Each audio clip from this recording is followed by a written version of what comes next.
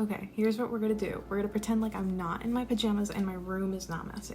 For the rest of this video, I'm gonna be using this microphone because I wanna look professional to some extent, okay? Let's get into the topic, shall we? Is social media harming or helping our mental health? Before we answer this question, I think it's worth looking at how many hours people typically spend on their phone on social media. Now, I'm gonna put on my glasses for this part because I want to look sophisticated. So according to sites like CrossFit Therapy and Sepia, the average American spends 7 hours. 7 hours and 4 minutes on their phone. On social media. I'm no saint, okay? Okay, and according to Time Magazine and Forbes Health, we should be limiting our screen time on social media to 30 to 60 minutes a day. Hopefully we could see the issue here. In my opinion, I personally believe that social media is causing more harm than good to today's youth and their mental health. Why, you may ask? Because I believe it's easy to compare your life to that of an influencer or an actress or celebrity. Nowadays, and even back then when I was growing up, I found it very easy to ask myself, why don't I look like that? Why don't I have the same lifestyle as this person? I was constantly comparing myself, which was very unhealthy because I was never satisfied with who I was, what I had, even though I should have been grateful for the life I was given and what I grew up in, or what I grew up having. But regardless, at the time, it was not good enough. I didn't look like them. And it took a long time in my own life to be okay with that, to be completely content with myself. But sadly, not a lot of individuals make it out of that rabbit hole because it's hard. It's hard to accept that we're different. And sometimes it doesn't even look like comparing yourself to a celebrity. It can be as simple as trying to obsessively perfect your social media page, only posting pictures that fit your page aesthetic, only captioning certain things so that you can look poetic, or that rhymes, I'm so sorry. Call me Dr. Seuss, but only posting songs that make you look cool, mysterious, that allow other people to see what kind of person you're trying to portray yourself as. And I'm very ashamed to admit that I have fallen victim several times to taking more than 30 minutes to choose the perfect Instagram caption. And as I mentioned, this is a perfect example of me trying to fit into a certain image 2 different times in an attempt to tell a certain story or come across a certain way. So now, let's start backing some of this up with some research. According to a study posted in 2018 in the Journal of Social and Clinical Psychology, a group of 148 college students were surveyed to see how social medias like Facebook, Instagram, Snapchat affected their mental health. And with no surprise, many of these individuals, if not all, suffered from depressive symptoms as a result of their excessive time spent on social media. So when the group was asked to reduce their time spent on social media to 30 minutes a day, after 3 weeks, their symptoms of depression and loneliness decreased severely. However, it's unrealistic to ask individuals to stop using social media altogether. Playing devil's advocate here, social media can be okay if used in moderation and responsibly. It's a great way to remain connected, to follow up with people that you know and you care about. Highlight the part where you know them. Because when it comes down to following individuals like, sorry, they're the first that came to mind, the Jenners or the Kardashians, it's very easy to kind of fall into a spiral comparing your lifestyles to theirs. So here's where the pros come in. It's a great way for you to find a community with the individuals that are very close to you, as in people who like the same artists, people who like the same shows as you, or just have the same hobbies. But there must be a balance.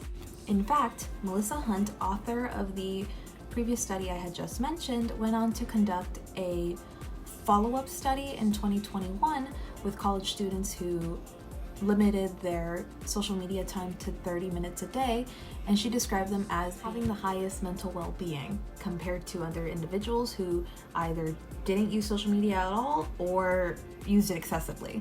Now, this next point can go either way as a pro and a con, which is that of alienation, something we discussed within lecture. Now, individuals who are feeling alienated in their everyday life can turn to social media and apps like Instagram and TikTok to find individuals who share similar interests as them, and in that sense find a community, ultimately leaving them to feel less lonely.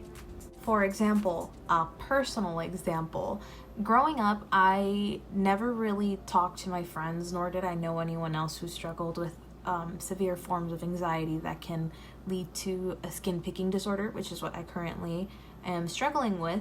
But upon getting social media, I learned that it's actually very common, that there's more people like me out there, and it honestly makes me feel great knowing that, okay, not that they're struggling too, but that I'm not alone, that this is not something that I'm uniquely going through, that there are ways to find support, and that other people are there, they understand, and they relate.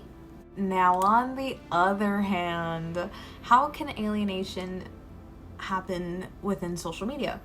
Now social media platforms are becoming almost a substitute to what are real human connections.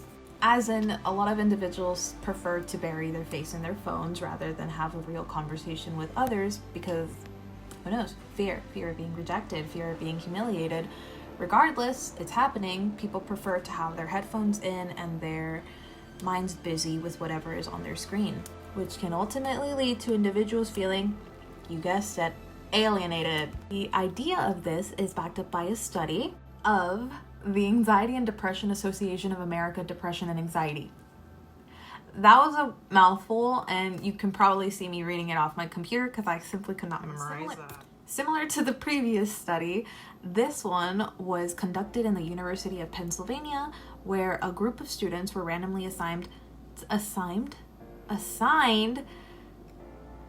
certain screen time usage that they can use. And with no surprise, quote, a correlation was found between limited social media use and lower levels of loneliness and depression, period. In addition, research has proven that individuals who have more virtues are less likely to feel alienated, contributing to both decreased smartphone addiction and a potential decrease in social media use. Overall, implying that social media, the overusage of social media can increase the chances of feeling alienated and lonely. Again, playing devil's advocate, it's worth highlighting what Professor McFadden said within week 5, video 1 lecture, how social media has the ability to allow us to make new friends, say things online that we typically wouldn't be comfortable saying in person. So in that sense, having that form of, my goodness, I can never say this word, being anonymous, okay? And in general, it can help us not feel lonely. Again, because you're able to find people that are into the same things as you, you're able to communicate with people that understand you, and ultimately you can explore your interests in a lot of ways, anonymous or not. So what's a way to keep all that goodness but avoid all the negativity that comes with social media? Well, going back to Melissa Hunt and the study she conducted also at the University of Pennsylvania, she recommends to, quote, follow people they actually know in real life versus strangers and celebrities and influencers who tend to focus on crafting the perfect image of their lives, which can lead to unhealthy social comparisons. Which is honestly what happens, end quote, which is honestly what happens every day. If following a certain individual is detrimental to your mental health in any way, simply unfollow them. For your sake. It's way better than sitting there spending time hate scrolling, hate watching, and comparing yourselves to this individual for whatever reason. The beauty of social media is that you have that power, you have that control to just block, unfollow, without the person being aware. The next one, which may be a hot take, stop idolizing people, okay? Whether they're celebrities or actresses or influencers for whatever, at the end of the day, they're just that. They're people. They're individuals that are going to make mistakes that are flawed. They're not perfect. They're just like everyone else, except for they have money.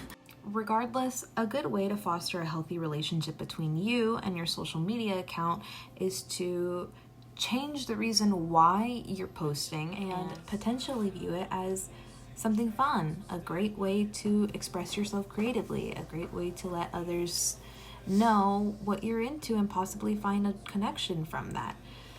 In general, social media doesn't always have to be a competition game or a comparison game. Personally, I use my platform as a digital diary for the sake of me not forgetting these memories when I'm older, and this has helped me form a positive connection with social media. Regardless, thank you so much for listening to my video essay. I hope that others can learn the tactic of finding a balance between, using their social media and having a life outside of their phone, because I believe it's very important for the sake of your mental health. Following articles were used for the production of this video essay. I strongly encourage everyone to go give them a quick read, just in general, because they were very helpful and insightful. I would also like to give works cited credit to Professor McFadden's lecture videos of week 5. Although I didn't explicitly quote them, I used a lot of the similar concepts. Thank you so much.